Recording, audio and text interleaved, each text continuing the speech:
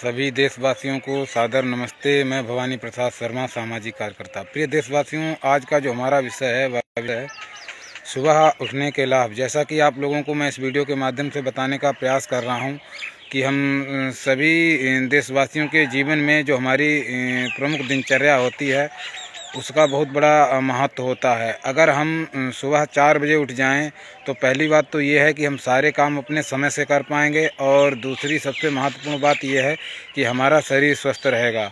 क्योंकि सुबह 4 बजे की जो वेला होती है प्रभात काल की, उसमें अच्छी वायु प्रवाहित होती है, बहती है।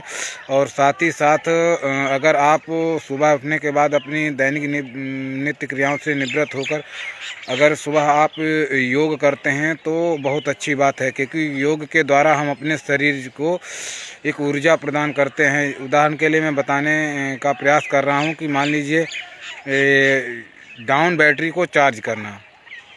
क्योंकि जब हम सुबह उठेंगे और सुबह उठने के बाद जब हम योगा इत्यादि करेंगे तो हमारा शरीर पूरे 24 घंटे के लिए एनर्जी से भर जाएगा, हमारे शरीर में ऊर्जा का संचार होगा। तो इसीलिए आप लोग देखते होंगे कि जो पहले के ऋषि मुनि इत्यादि हुआ करते थे वह योग किया करते थे। योग के द्वारा हम अपने शरीर को ऊर्जा प्रदान करने का कार्य करते हैं, और फिर वह ऊर्जा पूरे 24 घंटे तक सक्रिय रहती है, और जो भी कार्य हम करेंगे उसमें हमारा मन लगेगा।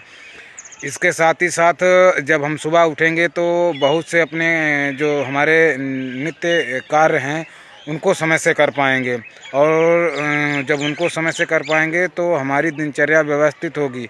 इसके साथ ही साथ हमारा मस्तिष्क अच्छे से काम करेगा, हमारा शरीर अच्छे से काम करेगा, और हम दूसरे लोगों के लिए भी प्रेरणा स्रोत बन सकते हैं। क्योंकि उदाहरण लोग देते हैं कि आपके पिताजी या आपके दादाजी सुबह उठकर योगा इत्यादि किया करते थे, उनको ये लाभ था। तो आप सभी देशवासी सुबह अवश्य उठें और अपनी दैनिक नित्य क्रिया में योग को अवश्य शामिल करें, क्योंकि योग जो है हमारे अंतर्निहित शक्तियों को जागृत करने का कार्य करता है, और हमारे शरीर को चार्ज करने का कार्य करता है, हमारे शरीर में ऊर्जा प्रदान करने का कार्य करता है। तो आप सभी देशवासियों से निवेदन है कि सुबह उठिए, अपने परिवार के साथ सभी सदस्यों को भी उठाइए। जो रोगी इत्यादि हैं उनको भले ही आप छोड़ दें, लेकिन प्रयास यह भी करें कि वो भी समय से जाग जाएं, भले ही बिस्तर पे पड़े रहें।